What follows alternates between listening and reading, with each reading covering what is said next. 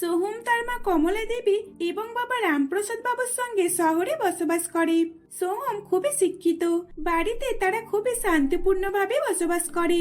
সোহমের মা বাবা তারা খুব ভালো করে সোহমকে বোঝে এবং সোহমের কথায় তারা সব সময় সোহমের খুশির জন্য তারা সবকিছু করতে পারে। এইভাবেই তাদের দিন কাটছিল। সোহমের এক পিসি ছিল যে বারবার এবং সপ্তাহ গেলে সোহমের বাড়িতে চলে আসতো। সোহমের পিসির এক ছেলে ছিল যে ছিল খুবই দুষ্টু, তার বয়স মাত্র 6 বছর। সব সময় সোহমের বাড়িতে আসলে পিসির দুষ্টু ছোট্ট ছেলেটা বারবার সোহমের রুমে এসে জুতো পরে সোহমের খাটের উপর উঠে লাফালাফি করত।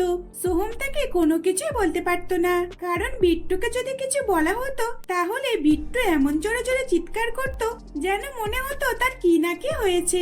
একদিন, রিতিকা, তুমি তাহলে তোমার বাড়ির লোকেদের কবে জানাচ্ছ আমাদের ব্যাপারে? দেখো, আমি আর কিন্তু দেরি করতে চাই না, আমি তোমাকে বিয়ে করতে চাই।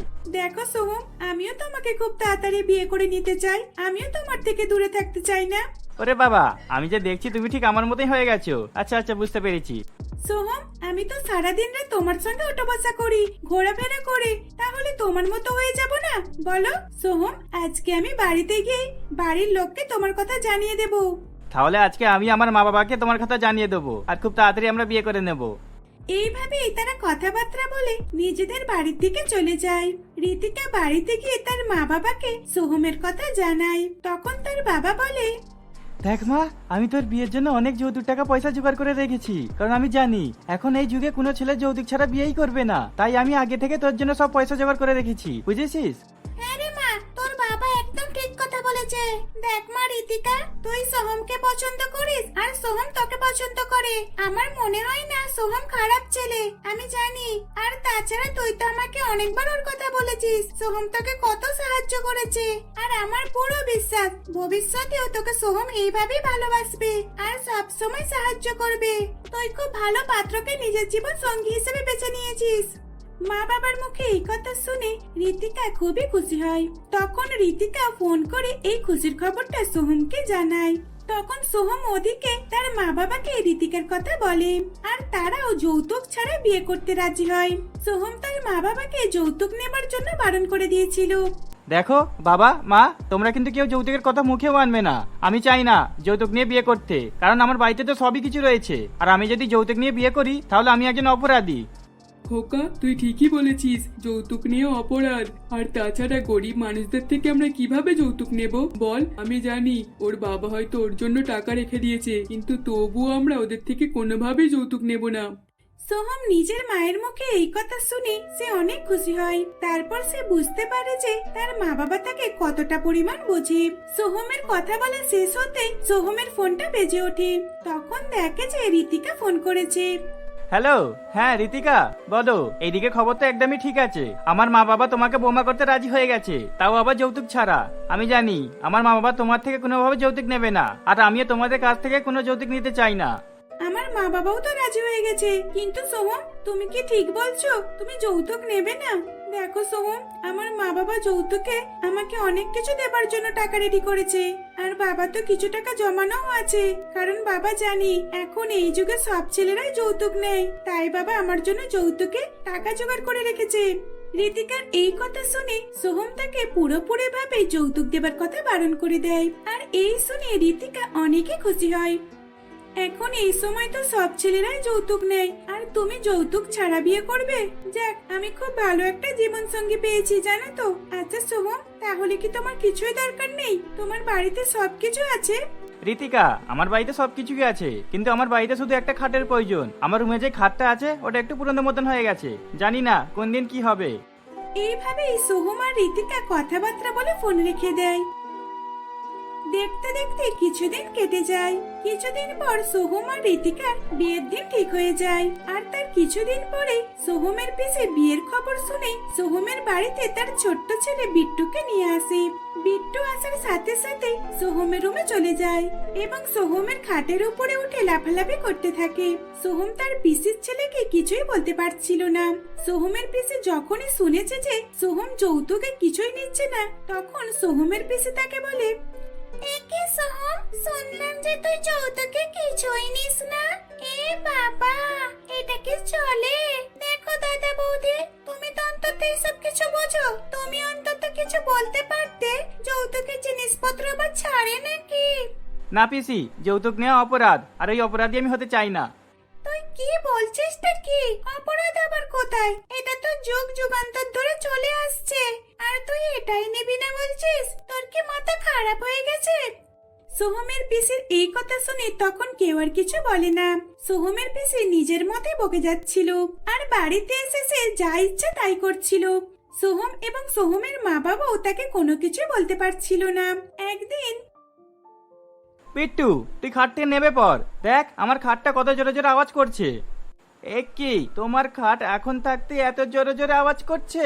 আমার তো মনে হয় বিয়ের আগেই খাটটা ভেঙে যাবে। তুমি তো এখন নতুন খাট কিনতে পারো দাদা। বিট্টুর কথা শেষ হতে না হতে বিট্টুর এই কথা শুনতে পেয়ে তার মা বলে, সোহম, আজ যদি তুই একটা যৌতুকে খাট নিতিস তাহলে তোকে আর টাকা খরচ করে খাট কিনতে হতো না, তুই তো ফ্রিতে খাট পেয়ে যেতিস। দিদি, ওইসব আর সোহমকে বলো না, কারণ সোহম যৌতুক নেবে না। একবার যখন বলেছে তখন ও নেবেই না, আর তাছাড়া আমরাও চাই না ও যৌতুক নিক। সোহমের মায়ের কথা শুনে সোহমের পিসি তার বৌদিকে বেশ কিছু কথা শুনিয়ে দেয়। এইভাবেই দেখতে দেখতে বেশ কিছুদিন অতিবাহিত হয়ে যায়। প্রায় এক সপ্তাহ কেটে যাবার পর সোহমের বিয়ে ঋতিকার সঙ্গে হয়ে যায়। ঋতিকা বাড়িতে আসে এবং তার শাশুড়ি মা কমলা দেবী তাকে বরণ করে বাড়ির ভিতরে তোলে। তখন ঋতিকাকে দেখে সোহমের পিসি বলে, বৌমা, তুমি কিন্তু এটা একদমই ঠিক কাজ করলে না। দেখো, পাত্র যতই বারণ করুক না কেন, যৌতুকে তুমি কিছু একটা আনতে পারলে না। এরকম খালি হাতে আসার তোমার কিন্তু একদমই ঠিক হয়নি। সোহমের পিসির মুখে এই কথা শুনে ঋতিকার মন খারাপ হয়ে যায়। তখন ঋতিকা তাকে আর কিছুই বলতে পারে না, আর সোহম মনে মনে অনেকে তার পিসির উপর রেগে যাচ্ছিল। কিছুক্ষণ পর কথাবার্তা মিটিয়ে সোহম নিজের রুমে যায়। তখন নিজের রুমে গিয়ে দেখে যে সেদিনও বিট্টু তার খাটের উপরে উঠে লাফালাফি করছে। পিসি, আজ তো অন্তত বিট্টুকে বারণ করো। সোহমের এই কথাতেই তার পিসি কোনো কানই দেয় না। তারপরেও বিট্টু তার খাটের উপরে লাফালাফি করতে থাকে। কিছুক্ষণ পর বিট্টু সেখান থেকে চলে যায়। তখন সাথে সাথে সোহম রুমের দরজা বন্ধ করে দেয়, যাতে বিট্টু দুবারা রুমে না ঢুকতে পারে। সোহম, জানো তো, আজ আমার খুব খুশির দিন। তোমাকে পেয়ে আমি অনেক খুশি, কিন্তু তোমার পিসির কথাতে আমার একটু খারাপ লেগেছে। আসলে ওইরকম ভাবে আমাকে কেন বললো? পিসির কথায় তুমি কোনো চিন্তা করো না, আসলে পিসি এরকমই। এই বলে ঋতিকা যখনই সোহমের খাটের উপরে বসে তখনই সোহমের খাটটা ক্যাচ ক্যাচ করে আওয়াজ করতে থাকে, আর সেটা শুনে ঋতিকা অনেকে হাসতে থাকে। ঋতিকাকে হাসতে দেখে সোহমও তার কাছে গিয়ে হাত ধরে হাসতে শুরু করে এবং দুইজন মিলে খাটের উপরে বসতেই তখন খাটটা ভেঙে যায় আর তারা দুইজনই পড়ে যায়। এ বাবা, এটা কি হলো? আজ আমাদের প্রথম বাসর রাতের দিনে খাটটা ভেঙে গেল। হে ঈশ্বর, এই কারণেই তোমাকে বলেছিলাম আমি একটা খাট নিয়ে আসি, কিন্তু তুমি তো যৌতুকে কোনো কিছুই দিলে না। এবার আমরা কি করব? এইভাবে ঋতিকার বাসর রাতের দিনে তার খাটটা ভেঙে যায়। তারা দুইজন মিলে ছাদে চলে যায়। ছাদে গিয়ে তারা বাসরাত পালন করে। পরের দিন সোহম একটা নতুন খাট নিয়ে চলে আসে, আর এইভাবেই তারা হাসি খুশিতে দিন কাটাতে থাকে। হরিশ এবং তার স্ত্রী অনন্যা দেবী এবং তার অসুস্থ বাবা শ্যামাচরণ বাবুর সঙ্গে মেদিনীপুর গ্রামে বসবাস করত। হরিশ তার বাবার ক্ষেত সামলাতো। চাষবাস করে যা টাকা ইনকাম হতো তাই দিয়েই যেমন হোক করে সে তার সংসার চালাতো। তারা খুবই দরিদ্র ছিল। শ্যামাচরণ বাবুর বড় ছেলে কমলেশ বিয়ে করেই তার স্ত্রী কামিনীকে নিয়ে শহরে চলে গিয়েছিল। কমলেশ এবং কামিনী দুইজনই খুব লোভী ছিল। তারা শুধু টাকা পয়সার জন্য শহরে চলে গিয়েছিল। একদিন শ্যামাচরণ বাবুর শরীর খুব অসুস্থ হয়ে পড়ে। সে তার ছোট ছেলে হরিশকে ডেকে বলে, বাবা হরিশ, একবার এইদিকে আয় আমার কাছে। হ্যাঁ বাবা, এই তো আমি তো এইখানেই আছি, বলো কি বলবে। বাবা হরিশ, দেখ, সকলকে একদিন না একদিন যেতেই হবে। আজ আমার যাওয়ার সময় চলে এসেছে। বৌমা, তুমিও আমার পাশে বসে থাকো। কমলেশ কোথায় গেল? ও কি এখনো আসেনি? হ্যাঁ বাবা, খবর দিয়ে দিয়েছি, দাদা রাস্তাতে আছে। ওরা যদি এসে যেত তাহলে ভালোই হতো। তোমাদের সকলকেই একটা কথা বলার ছিল। না বাবা, দয়া করে ওই রকম বলো না, কিছু হবে না তোমার। দাদা বৌদি এক্ষুনি এসে যাবে। হ্যাঁ আসবে, আমিও জানি আসবে। আর এসেই ওরা ওদের নিজেদের জায়গা জমির ভাগ চাইবে। বাবা হরিশ, তাই তোরা ওদের চিনতে পারিসনি, কিন্তু আমি জানি ওরা খুবই চালাক। এখন আমি তোদের যে কথাটা বলতে যাচ্ছি সেই কথাটা ভালো করে মন দিয়ে শোন। এ কথা বলার পর শ্যামাচরণ বাবু তার শেষ নিঃশ্বাস ত্যাগ করে। এইরকম ভাবে শ্যামাচরণ বাবুর কথা অর্ধেকই রয়ে যায়। এই দেখে হরিশ আর অনন্যা খুবই কান্নাকাটি করতে থাকে। শ্যামাচরণ বাবুর মৃত্যু হয়ে যাবার কিছুক্ষণ পর কমলেশ এবং তার স্ত্রী কামিনী আর তাদের একমাত্র ছেলে রিঙ্কু সেখানে এসে উপস্থিত হয়। তাদেরকে দেখে হরিশ জোরে জোরে কাঁদতে কাঁদতে তার বড়দাকে বলে, দাদা দাদা, আমরা অনাথ হয়ে গেলাম। চুপ কর ভাই, কাঁদিস না। আচ্ছা তুই এটা বল, বাবাকে কিছু বলে গেছে জায়গা জমির ব্যাপারে? না, বাবা তো এই কথা কিছুই বলেনি। বলেনি তো কি হয়েছে? তোমরা তো দুই ভাইয়ের দুটো ভাগ করে নিলেই তো হয়ে যায়। বৌদি দেখো, এই তো বাবার মৃত্যু হয়েছে, এইসব কথা তো পরেও হতে পারে। হ্যাঁ হ্যাঁ, সব কাজ মিটে গেলে তখনই হবে। কামিনী আর কমলেশ দুইজনেই পয়সার লোভেতে শহরে চলে গিয়েছিল। শহরে গিয়ে তারা অনেক পয়সাও কামিয়েছিল। হরিশ এবং অনন্যা তারা অসুস্থ বাবার দেখাশোনা করার জন্য গ্রামে থাকতো আর তার বাবার ক্ষেত দেখাশোনা করত। হরিশ আর অনন্যা দুইজনেই মিলে শ্যামাচরণ বাবুর খুব খেয়াল রাখতো। তারা দুইজনে কোনোদিন কোনো কিছুর কষ্ট শ্যামাচরণ বাবুর হতে দিত না। এইরকম ভাবেই বেশ কিছুদিন অতিবাহিত হয়ে যায়। একদিন কমলেশ হরিশকে বলে, হরিশ দেখ, এবার তো আমাকে শহরে চলে যেতে হবে। আর বাবার মৃত্যু বেশ কিছুদিন কেটে গেলে তারপর আমরা ভাগাভাগিটা করে নিই। দাদা, ভাগাভাগিটা কি খুবই দরকার? হ্যাঁ, তা নয় তো কি, তোমরা তো এখানেই থাকো, তোমাদের জায়গা জমি দেখাশোনা করো, কিন্তু আমাদেরটাকে কে দেখাশোনা করবে? আমরা কি সেখান থেকে এসে জায়গা জমি দেখাশোনা করব? তাই আমরা আমাদের ভাগটা নিয়ে বিক্রি করে দেব। বৌদি, তাহলে কি তোমরা আর গ্রামে আসবে না আর এখানের সাথে কোনো সম্পর্ক রাখবে না? গ্রামে আর কি আছে বলো, যতক্ষণ বাবা ছিল ততক্ষণ একবার করে আসতাম, কিন্তু এখন আর কি করতে আসবো? কমলেশ এবং কামিনী দুইজনেই ভেবে নিয়েছিল যে ভাগাভাগি করেই ছাড়বে। ভাগাভাগি করার একদিন আগেই কামিনী কমলেশকে বলে, বলছি শোনো না, আমার কাছে একটা খুব ভালো বুদ্ধি আছে। আমরা এমন একটা কিছু করব যাতে হরিশ নিজের জায়গা জমিটা আমাদেরকে দিয়ে দেয়। কিন্তু হরিশ নিজের জায়গা জমি আমাদের কেন দেবে? আর আমরা তো এত জিনিস নিয়ে কি করব? করব মানেটা কি? সব জায়গা জমি বিক্রি করে শহরে একটা বড় বাড়ি কিনবো আর তার সাথে একটা ভালো গাড়িও কিনবো। এই বলে কামিনী তার বুদ্ধিটা কমলেশের কানে কানে বলে। পরের দিন সকালে কামিনী তার ছোট ছেলে রিঙ্কুকে নিয়ে শহরে চলে যায়। কমলেশ একটু কান্নার অ্যাক্টিং করে হরিশকে বলে, হরিশ ভাই দেখ না, আমার ছেলে রিঙ্কু খুবই অসুস্থ।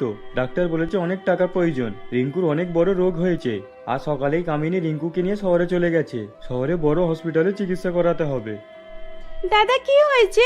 কি হয়েছে রিঙ্কুর? এই তো দেখলাম রিঙ্কু একদম সুস্থ হয়ে রয়েছে, আর এই কদিনের মধ্যে আবার এইরকম হয়ে গেল। কি করে হলো? এখন কি হবে?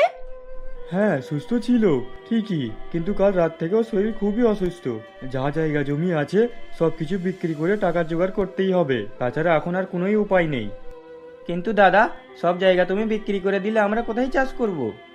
বাড়ির পিছনে যেটুকু জমি আছে ওখানে চাষ করবি, আর এইগুলো সবই বিক্রি করতে হবে, না হলে আমি এত টাকা কোথায় পাবো? তুই কি চাস না আমার ছেলেটাকে বাঁচাতে?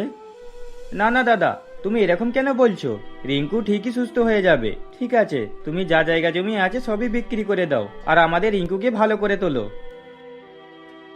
এই বলে কমলের সব জায়গা জমি নিজের নামে করে নেয়, তারপর সব বিক্রি করে দেয় আর সব টাকা নিয়ে শহরে চলে যায় কামিনী এবং তার ছেলে রিঙ্কুর কাছে। রিঙ্কু একদম সুস্থ সবল ছিল, তার কিছুই হয়নি, শুধুমাত্র কমলের জায়গা জমি নেবার জন্য এই সব নাটক করেছিল।